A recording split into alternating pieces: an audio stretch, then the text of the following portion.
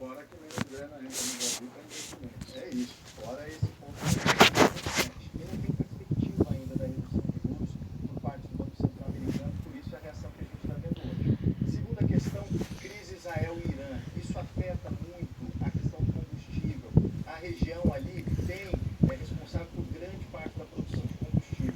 Então, se aumenta essa crise, aumenta o preço do combustível lá fora, do barril de petróleo. A Petrobras tem que me passar esse valor aqui no Brasil e isso vai impactar no preço que você paga e na inflação, consequentemente na decisão do Banco Central. E por fim, meta fiscal. O governo ontem decidiu rever a meta, né? Estava previsto para o ano que vem um superávit, ou seja, arrecadar mais do que gastar de 0,5%. O governo teve que rever esse ponto e colocou meta déficit zero. Só que o problema é que o mercado... 0 a 0, né? 0 a 0, mas o mercado não está acreditando muito nisso e nem no compromisso do governo com a responsabilidade fiscal.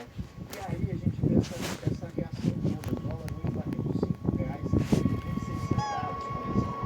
Então há uma preocupação muito grande do Banco Central com relação a essa meta fiscal. Por isso que a gente vai ver agora cada vez mais o ministro da Fazenda, Fernando Haddad, o ministro do Planejamento, com quem eu conversei hoje, Simone Tebet, vir a público para tentar acalmar o mercado com o seguinte tom, dizendo que o governo não tem compromisso com a regra fiscal, com o limite, né, do crescimento de gastos, fez a revisão da meta, mas vai tentar perseguir sim, pelo menos, esse déficit zero. É isso que a gente vai observar, o governo tentando acalmar o mercado diante da desconfiança toda, criada por esses três fatores aqui. O ministro Fernando Haddad vai ter que trabalhar mais vai ser intenso. Para manter e resgatar a confiança, a credibilidade, tudo aí nessas questões importantes.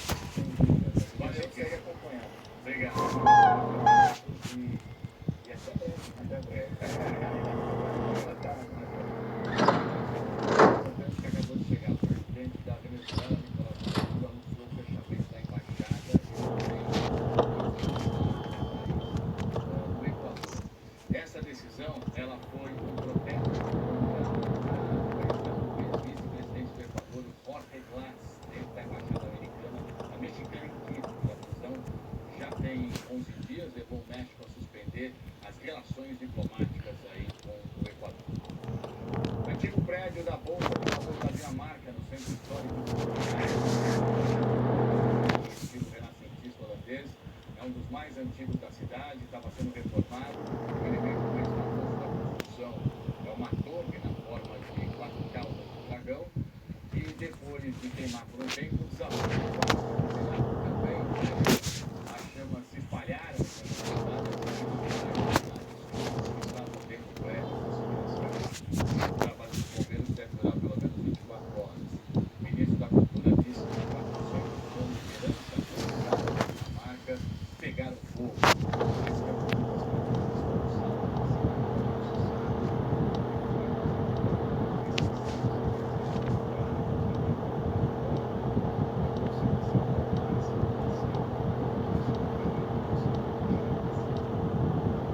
aqui no Brasil, a perícia encontrou 9 corpos naquele barco que estava à deriva, né, e que foi achado por pescadores do Pará.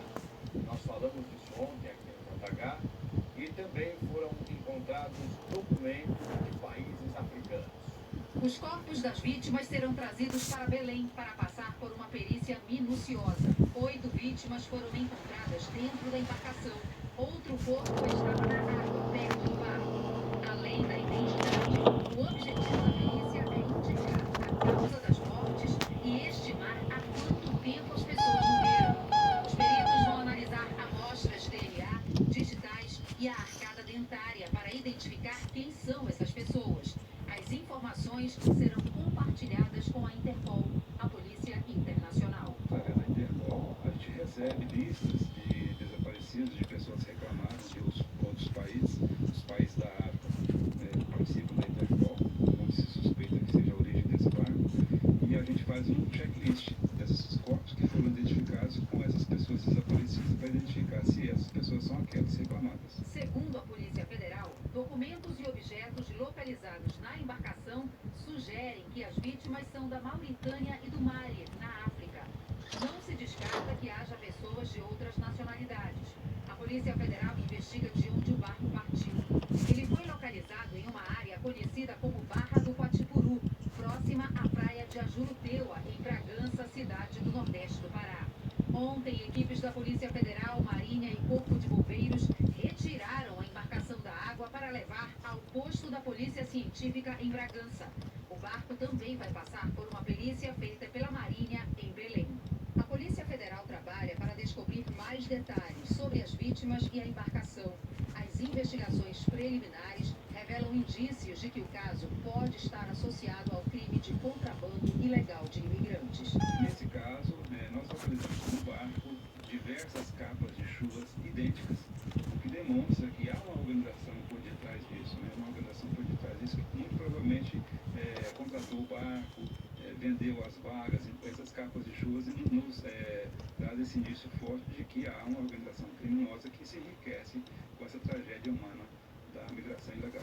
Este oceanógrafo afirma que a embarcação pode ter sofrido influência de correntes marítimas e de ventos do Oceano Atlântico, que a trouxeram da costa africana para o litoral brasileiro, mas que levaria meses para fazer esse trajeto. Sujeitos somente às correntes oceânicas, uma estimativa de pelo menos 6 meses. Do norte da África até atravessar o Atlântico, alcançar aqui a região norte do Brasil, pelo menos 6 meses.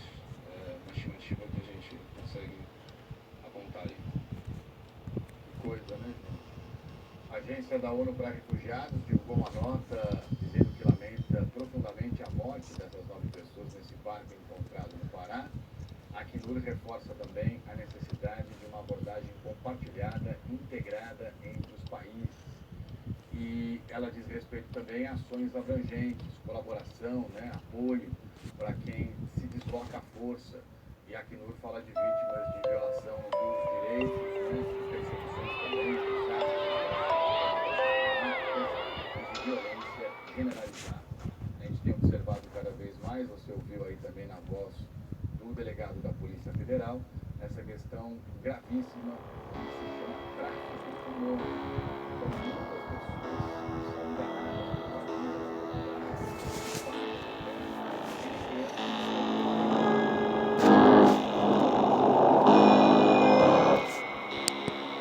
voltou a chover forte na Bahia, em Salvador, 2 ficaram alagadas. Conseguimos. Pacientes tiveram que ser transferidos de um hospital por causa de infiltrações do